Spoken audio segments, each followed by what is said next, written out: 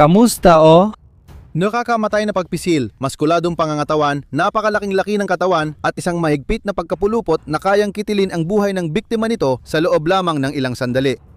Tahimik na nagbabantay ang nangungunang mandaragit na ito, palihim na sumusunod sa biktima sa anino ng masisiksik na tropical na gubat ng Timog Asya at ang presensya nito ay nakakatakot kahit sa pinakamalalakas na mandaragit. Isang sagisad ng mailap na kalikasan, nilalang na nasa tuktok ng pagiging mandaragit. Kilalanin ang pinakakilalang mamamatay sa Asya, reticulated python.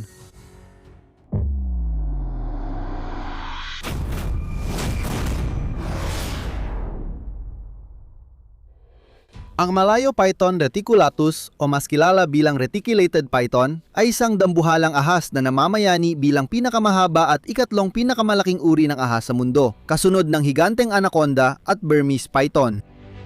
Ang pangalang reticulatus ay tumutukoy sa masalimuot na disenyo ng kaliskis nito na parang nakakatakot at delikado ngunit maganda.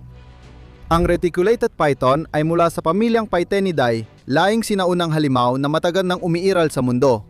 Ang reticulated python ay may tatlong subspecies. Dalawa rito, sina coyote at sila reticulated python ay naging bansot na mga halimaw dahil sa ebolusyon na nag-iwan sa kanila sa mga liblib na isla. Bilang resulta, naging baluktot na bersyon sila ng kanilang mga ninuno kung saan ang dati nilang napakalaking laki ay naging maliit na bahagi na lang ng dating karangyaan. Karaniwan, ang sinasabing dahilan ay kabilang ang mga python sa pinakaunang mga species na nanirahan sa mga isla sa paligid ng kanilang nasasakupan dahil sa kakayahan nilang lumangoy sa malalalim at mahahabang bahagi ng tubig ng madali. Pero ang mga sumunod na henerasyon ng python ay hindi na nakabalik sa mainland, kaya sila naging pandak. Gayunpaman, ang ikatlong subspecies na tinatawag na Asian reticulated python ang pinakasikat sa lahat at ang pangunahing dahilan ay ang pambihira nitong haba. Bilang isa sa pinakamahabang ahas na nabubuhay sa mundo, ang mga nilalang na ito ay maaaring umabot sa karaniwang haba na 5 talampakan hanggang sa nakakagulat na 21 talampakan at tumitimbang ng hanggang 165 libra. Bagamat bihira ang python na higit 19 na talampakan, may ilang malalaking individual na naging kandidato sa pinakamahabang reticulated python na nabuhay. Isa sa mga kilalang halimbawa ay si Medusa, isang reticulated python sa Kansas City, Missouri na kinilala ng Guinness Book of World Records bilang pinakamahabang ahas na inaalagaan sa pagkabihag. Noong 2011 iniulat na si Medusa ay may haba na nakakakilabot na 25 talampakan at may bigat na humigit kumulang 350 libra. Ngunit sa ilang tunay na namamayagpag ang mga nakakatakot na nilalang na ito. Isang reticulated python na napakalaki ang natuklasan noong 1912 at nasukat ang haba nito na umaabot sa nakakagulat na 32 talampakan, isang sukat na napakalaki na kahit ang pinakamataas na giraffe ay magmumukhang maliit sa nakakatakot nitong anyo. Bukod pa rito, dagdag sa kamanghamanghang haba, ang itsura ng reticulated python ay kasing nakakatakot din, kaya nitong magdulot ng matinding takot sa mga biktima nito. Ang komplikadong geometric na disenyo ng mga ahas na ito ay binubuo ng iba't ibang nakakatakot na kulay. Ang likod ng mga python ay kadalasang may sunod-sunod na irregular na mga hugis diamante na may maliliit na marka at mapuputing gitna. Gayunpaman, ang laki, kulay at mga marka ng reticulated python ay lubang nakakaiba-iba depende sa tirahan nito na nagbibigay dito ng pambihirang kakayahan sa pagtatago na nagpapahintulot dito na maglaho sa paligid at, kung kinakailangan, magdulot ng takot sa sinumang tumatahak sa kanyang daraanan. Tulad ng ibang malalaking ahas, ang reticulated python ay nakakakilabot, panggabing, hindi makamandag na mandarambong na nag-aabang ng biktima. Sa kabila ng mabagal at nakakakilabot nilang paggalaw sa lupa, nakakagulat na mahusay silang lumangoy at madalas silang matagpuan sa mga anyong tubig kung saan maaari nilang bantayan ang kanilang biktima habang ito'y lumalapit upang uminom.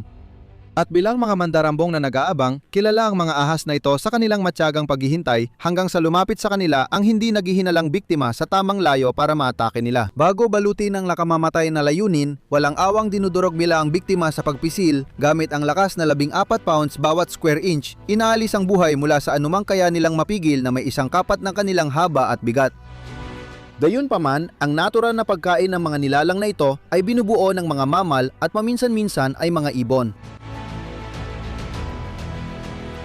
Habang ang mas maliliit na uri ay maaaring makontento na sa maliliit na rodent gaya ng mga daga, paniki na may tainga na parang daga at mga tree shrew, ang mas malalaki naman ay hindi magdadalawang isip na lumipat sa mas malalaking biktima tulad ng mga sibet, primado, baboy at usa. Mahigit 132 libra ang timbang, lahat ay nasa nakamamatay na yakap. Kilala rin silang nananakot at madalas kumakain ng ligaw na manok, pusa at aso malapit sa tirahan ng tao. Ngunit nababawasan ang lagim na dulot nila kapag nakasalubong nila ang ibang nilalang gaya ng anaconda o king cobra. Sa mga sandaling ito ng labanan, nagiging matindi ang kanilang pagiging agresibo, naglalabas ng nakakakilabot na sutsot bilang babala sa kanilang kalaban na lumayo.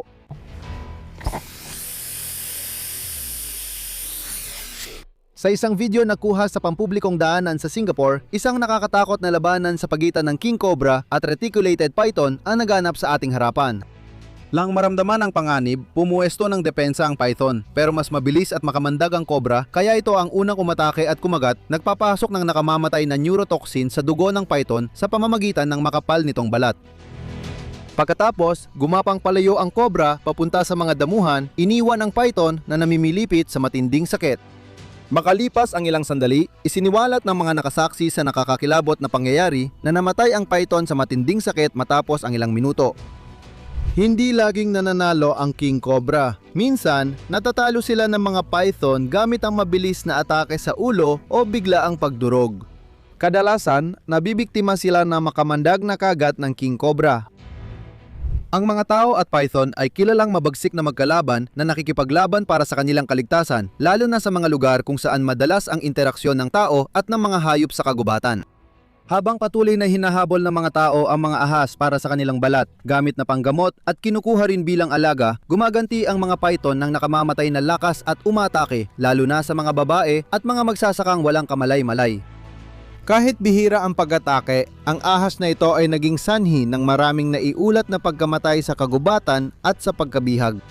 Ang adult na reticulated python ay kayang ibuka ang panga para malulo ng tao based sa pinakamalaking biktimang nahuli nito. Noong Marso 2017 yumanig sa Central Mamuju Regency, West Sulawesi, Indonesia, ang nakakakilabot na sinapit ni Akbar Sulubiro. Ang 25 taong gulang na magsasaka ay bigla na lang nawala mula sa kanyang taniman ng puno ng palma at kinabukasan ay natagpuan siya sa loob ng tiyan ng isang dambuhalang, 23 talampakang reticulated python. Nang siyasatin ang umbok sa tiyan ng halimaw, natuklasan na buong katawan ng lalaki ay nasa loob ng tiyan ng ahas.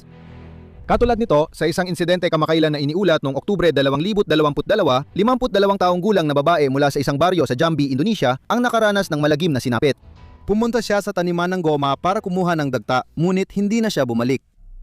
Pagkatapos mapabalitang nawawala ang babae ng isang araw at gabi, nagsagawa ng paghahanap ang mga tao at natagpuan nila ang nakakatakot na dambuhalang 19 na talampakang reticulated python na may umbok sa katawan. Nang buksan ang ahas, nakita ng mga taga-baryo ang buong katawan ng namatay na babae sa loob. Bagamat madalas kainin, ang komersyal na inaangkat na reticulated python ay least concern pa rin ayon sa IUCN. Dahil malawak ang distribusyon ng species na ito sa iba't ibang bahaging geolohikal ng biome, mahirap eksaktong matukoy ang kanilang populasyon.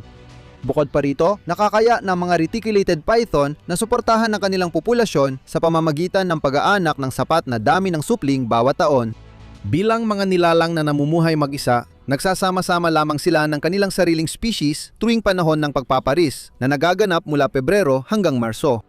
Naglalabas ang mga babae ng pheromones para akitin ang mga lalaki at madalas makipagtalik sa iba't ibang partner sa panahong ito. Pagkatapos ng pagpaparami, ang babaeng reticulated python ay nangingitlog ng 15 hanggang 80 itlog sa isang masisilungang lugar sa lupa at pumupulupot sa mga ito hanggang mapisa na tumatagal ng humigit kumulang 88 araw sa ideal na temperatura na 88 hanggang 90 degrees. Kapag napisa na ang mga itlog, ang mga bagong silang ay 2 talampakan na ang haba at nagiging ganap sa loob ng 2 hanggang 5 taon bago maging malaya at maaari silang mabuhay ng hanggang 25 taon sa ilang. Salamat sa panonood, hanggang sa muli, paalam!